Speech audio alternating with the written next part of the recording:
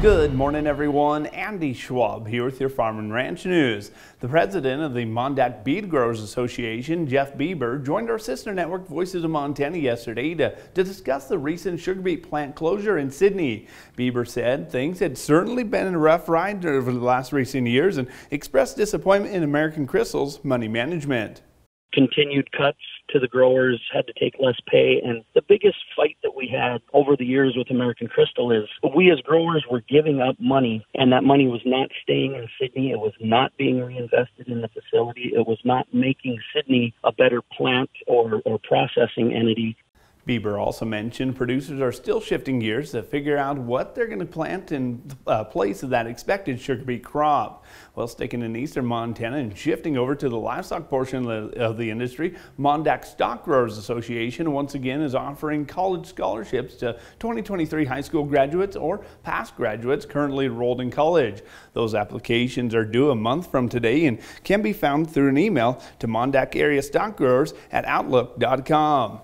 Well, and some interesting thing I learned yesterday from the Federal Motor Carrier Safety Administration, farmers who possessed a CDL over the last 2 years can register as an entry-level driver training provider. The move would allow those particular producers a chance to train those looking to obtain a commercial driver's license. Well, that's all for our ag news, but join me right back here as we go over your markets. We asked Montana farmer Walt Sales about the challenges of mental health in agriculture.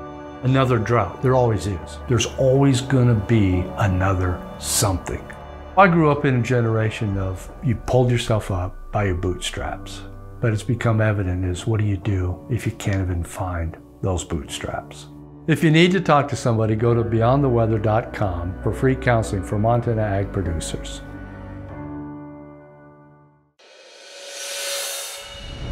Welcome back, friends, to your ag news and your markets. MSU Beef Cattle Extension is asking for help of Montana and Wyoming cattle producers. Dr. Van Emmen is part of a group of scientists researching single and multi-year drought impacts on cattle and grazing decisions. The survey will be used to determine how well cattle producers were prepared for the most recent droughts and how their drought management may have changed. The data collected will be summarized in an aggregate in an extension bulletin and publication. If you'd like to participate, reach out to Dr. Megan Van Emmen at MSU Extension. Well, corn futures saw a small rally yesterday, which pressured the feeder cattle for the second day into this week. The pressure also spilled over to the live cattle futures and may provide a little bit of headwinds for feedlots this week as the cash cattle markets settle in. Bull sales have continued to push year-over-year averages higher. For Pine Coulee bulls near Hardin, yearling bulls increased 23% in that 52-week comparison with a high seller of $18,000. For the sheep markets, Pays held their first sale since mid-February. It was also the last sale they have before the religious holidays kick in, so demand seemed to be very strong on a light test. Another dry week for the southwestern plains resulted in lower good to excellent crop ratings. This propped up the winter wheat futures up on Tuesday after dipping to that $7 range on last week. Spring wheat also felt a little bit of support with the Black Sea Grain Initiative waiting on ink to hit the paper. Well, as always, you can find these prices and stories and much more at Northern Ag. That's all for our markets. Thanks for joining us.